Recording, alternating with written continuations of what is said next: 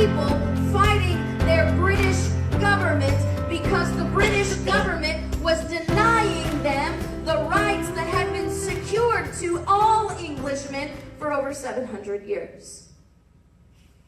And knowing that, we must ask the question then, if all they knew were kingdoms, why didn't they just do it again? How many of you remember from your history lesson that shortly after our biggest victories with Great Britain, there were people begging George Washington to be king? Yep. I mean, we were that close to picking that piece of history up again and trying to replay it. But we should be thankful that there were some of our framers that said, whoa, we've been doing the kingdom thing for the last 700 years and it hasn't worked out so well for us. You see, kings only keep their promises as long as you hold a sword at their throat. Yep. The minute you drop the sword, kings go back to being kings and people go back to being subjects. How about we don't do the same thing over and over again, expecting different results? You see, our framers had a singular focus. They had different ideas on how to achieve that, but they were singularly focused on one thing: liberty. But I want to ask Krisanne, because I know you've been silent, you wanted to get back into this debate. The original question that came up earlier from our gentleman originally from Cuba, he's concerned about how far this can go. Are the issues, let's keep it in terms of additional gun laws. Is it an incremental step to the loss of all gun privileges? Is that a concern? Should people be concerned, or is it really not an issue? Well, it is really an issue. The term in the Second Amendment is "shall not be infringed," because the framers of our nation knew their history. And we all know those who do not know their history are doomed to repeat its mistakes. And we're dooming ourselves to repeat the mistakes of our history. You know, I find it ironic that the argument on the other side of the table is that we have this fear of government and we're built all on fear of this and fear of that. And yet the entire impetus for this Gun Control Act has to do that we have to save our babies. You see, the emotional argument is still there the same. And I also find it ironic that the other side of the table wants to increase laws in order to create a more orderly society when they can't even follow the rules of the debate and wait until they're called upon. So if rules keep law in order for law-abiding citizens, then we should be having no problem having a reasonable discussion about what's going on here. Now, history, as this man has lived through history, proves that the tendency of a central government is to become tyrannical, which is why our Constitution created the federal government in a limited and defined capacity. George Mason said that when the resolution of enslaving America was formed in Great Britain, the British Parliament was advised by an artful man who was governor of Pennsylvania to disarm the people, that it was the best and most effectual way to enslave them, but they should not do it openly but weaken them and let them sink gradually. That's precisely why the Second Amendment says shall not be infringed, so you cannot be weakened and sink gradually. Now, you had asked, where are the evidences of an overreaching federal government? And I saw the mention of the fact that the Department of Justice has said that they believe that the President of the United States is authorized in ordering the killing of U.S. citizens on U.S. soil by drones.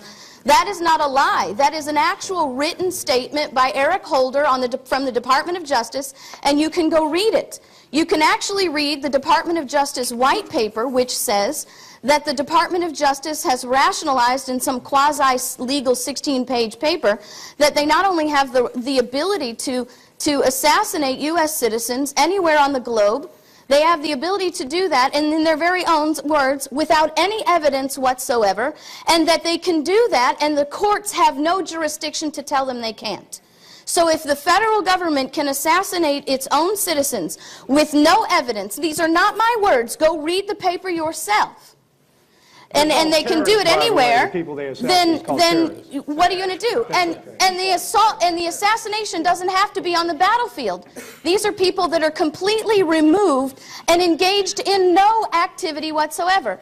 So if you have a federal government who thinks that they can do that sometime in the future, what will be the limitation of them doing that to you tomorrow?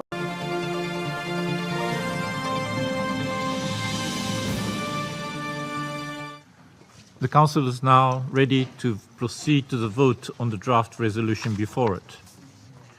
The result of the voting is as follows: 14 votes in favour, 1 vote against. The draft resolution has not been adopted owing to the negative vote of a permanent member of the Council. I give the floor to the representative of the United States. Thank you, Mr. President. I have been the proud representative of the United States at the United Nations for nearly a year now. This is the first time I have exercised the American right to veto a resolution in the Security Council. The exercise of the veto is not something the United States does often. We have not done it in more than 6 years. We do it with no joy, but we do it with no reluctance. The fact that this veto is being done in defense of American sovereignty and in defense of America's role in the Middle East peace process is not a source of embarrassment for us. It should be an embarrassment to the remainder of the Security Council. It is highly regrettable that some are trying to distort the President's position to serve their own agendas. What is troublesome to some people is not that the United States has harmed the peace process. We have, in fact, done no such thing. Rather, what is troublesome to some people is that the United States had the courage and honesty to recognize a fundamental reality. Jerusalem has been the political, cultural, and spiritual homeland of the Jewish people for thousands of years. They have had no other capital city. But the United States' recognition of the obvious, that Jerusalem is the capital and seat of the modern Israeli government, is too much for some. First, some have threatened violence on the street, as if violence would somehow improve the prospects of peace. Now today, buried in diplomatic jargon, some presume to tell America where to put our embassy. The United States will not be told by any country where we can put our embassy. What does it gain the Palestinian people for their leaders to throw up roadblocks to negotiations? A peace process that is damaged by the simple recognition that Jerusalem is the capital of Israel is not a peace process. It is a justification for an endless stalemate. The United States has done more than any other country to assist the Palestinian people, by far.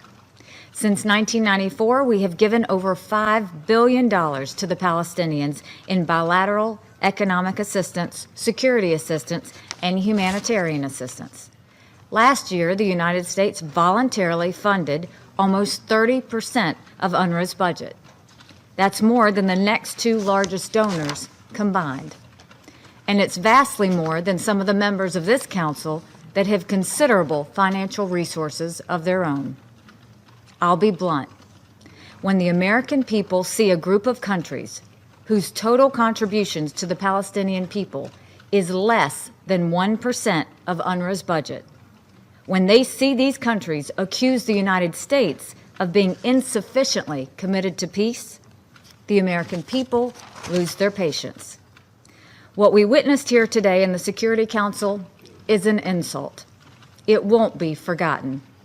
It's one more example of the United Nations doing more harm than good in addressing the Israeli-Palestinian conflict.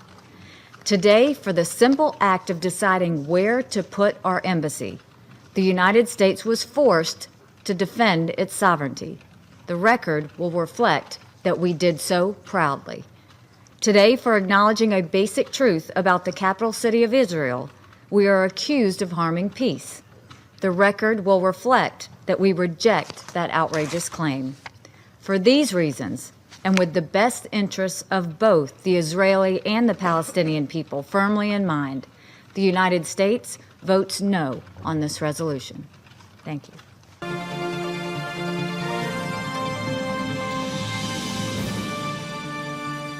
Let me just start with this sentence. Gun control is how the government says it doesn't trust you. Gun control is about one thing: control. And I know, yes, November 8th we won, and we've, protected the Supreme Court. And regardless of, how people feel about the President of the United States, Supreme Court, that was a good choice with Gorsuch. But the battle's not done yet. I hope you know that we still have midterms coming up. Midterms in 2018, and if we lose control of the Senate, well, then we could very much fall into seeing something like the UN Arms Trade Treaty ratified, because it's already gone through, it just needs Senate ratification. This is the stuff that we're up against. These are the people, these blue-collar voters, you know why? Do you know why Democrats lost in November? You want to know why they lost? Because these people are worrying about how they're going to put food on their table. They're worried about how they're going to pay their premiums of the health care that they didn't lose yet. They're worried about how they're going to keep their lights on, how they're going to keep their jobs. When you had Hillary Clinton out there saying she was going to ruin the coal industry. These people were worried about being blown up if they decided to go up to the city and go out to the mall, because we have domestic terror incidents. And instead of getting answers from one particular party, instead, they got lectured to about pronouns. They got lectured to about who can use whose bathroom. They got lectured about everything that has nothing to do with the vital necessities of day-to-day life. And that is why Democrats lost. Now by the way, I want to give a shout out to all those blue dog Democrats who went out and swung this election, because they voted guns, they voted jobs, they voted manufacturing, they voted trade. They didn't vote bathrooms and pronouns and Beyonce and everything else.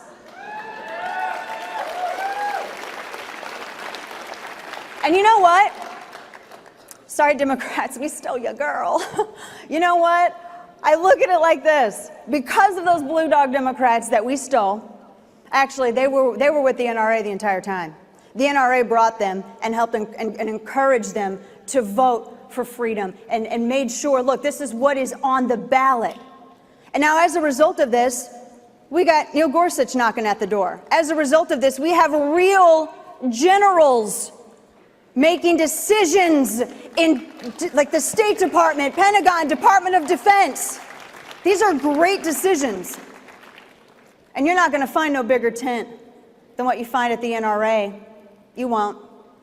Men, women, black, white, gay, straight, Democrat, Republican. I've talked to so many members that the media with their fake news, that they want to ignore. Y'all want to know what the face of the NRA looks like? All you people back there, because it seems like whenever there's some sort of, shooting or some sort of tragedy, y'all go to some lobbyist who used to work for Monsanto instead of coming and talking to actual gun owners. This here is the face of the NRA. I am a face of the NRA. Maj Touré is a face of the NRA. Chris Chang is a face of the NRA. Pink Pistols are a face of the NRA. Get it right. This is the organization for people who want to have a fighting chance. All day, every day. Now I'm going to tell you something else.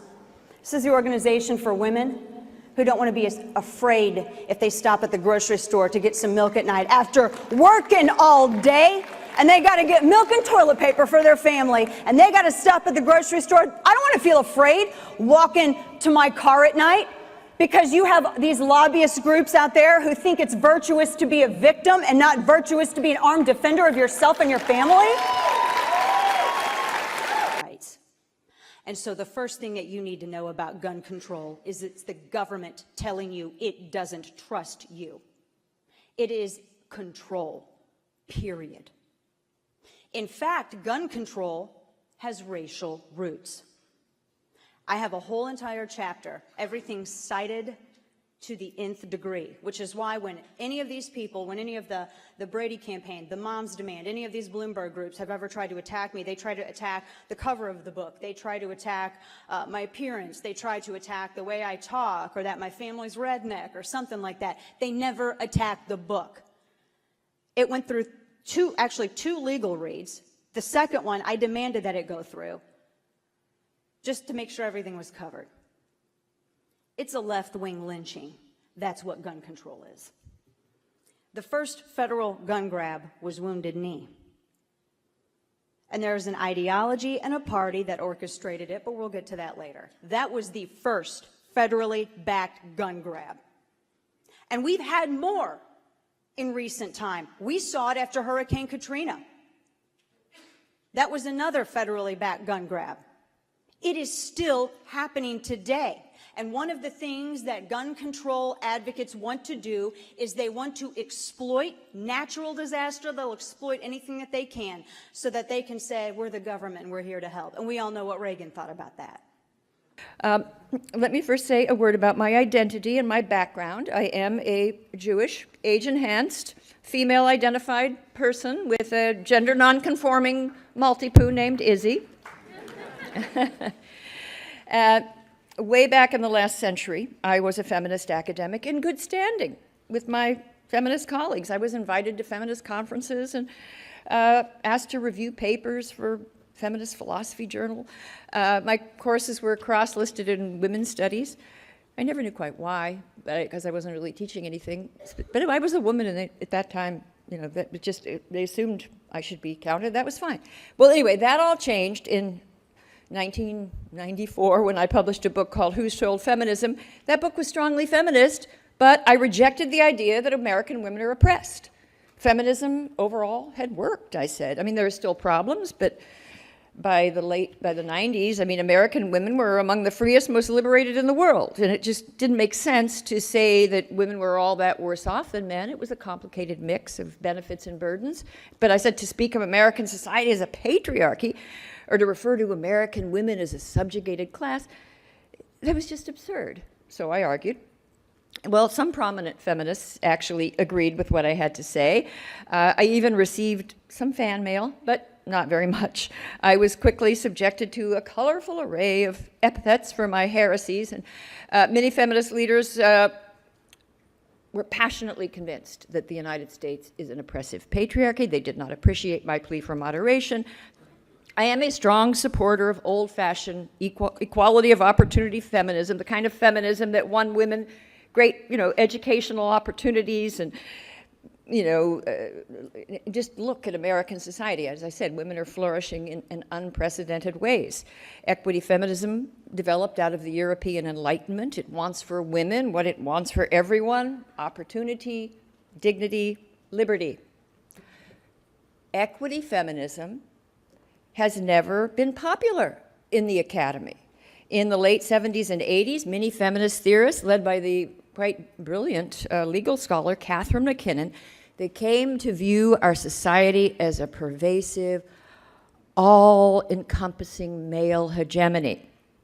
And they thought it's not enough to change a few laws. Reform isn't effective. The entire system, they called it the sex-gender system. One feminist scholar referred to the system by which bisexual babies are transformed into gendered human beings, one destined to command, the other to obey. And I remember once reading that to my late husband, and he said, which one commands and which obeys? But anyway, that wasn't a question. But anyway, there's just this very theatrical, exaggerated view of reality, a distorted view of reality. And I just was never able to buy it. I still can't buy it. I can't see the United States as a rigid sex-gender system. It wasn't at the time I wrote my book. It isn't now. And you know what? We have hundreds, maybe thousands of gender scholars, definitely thousands, maybe millions if you include the activists, who do just that. They specialize in persuading themselves and other women that we are victims and men are the privileged. Well, here's the problem. It's just not true that as I said, that men have more privileges. They have different privileges, but they have struggles just as much as women. And in some areas, women are way ahead of men. Take education. That is an institution where women are the privileged sex. At every level of education, from preschool to graduate school, across all ethnic and class lines, women get better grades. They are, winning most of the honors and prizes. They're far more likely to college.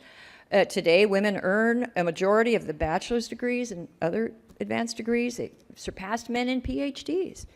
Our schools do a lot better job educating women than men.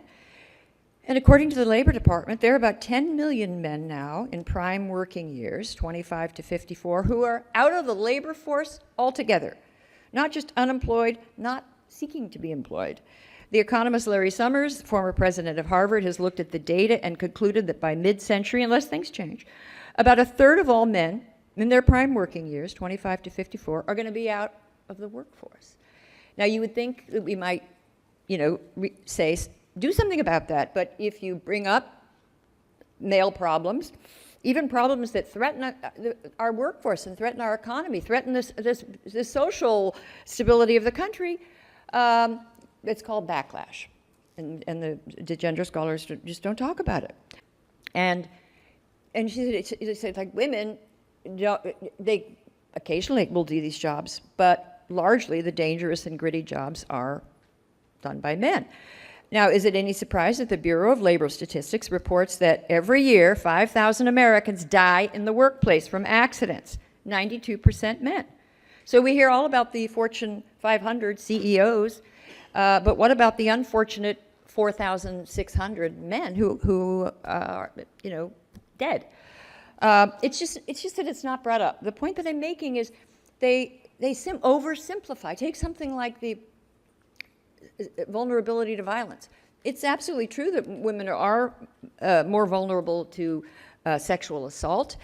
It's a horrible, rape is a horrible crime, as I'm sure everyone in this room agrees. But when it comes to overall violence and being murdered or being beaten up, men are far more vulnerable than women. They're far more likely to be victims of murder. But I've looked at so many studies for so long that make these extravagant claims about the oppression of women that I now approach them with a lot of skepticism. But I try to be open-minded. But as I said, modern life is a complicated mix of burdens and benefits for each sex. And I think men and women enjoy distinctive advantages and face distinctive challenges. We can do better for both men and women.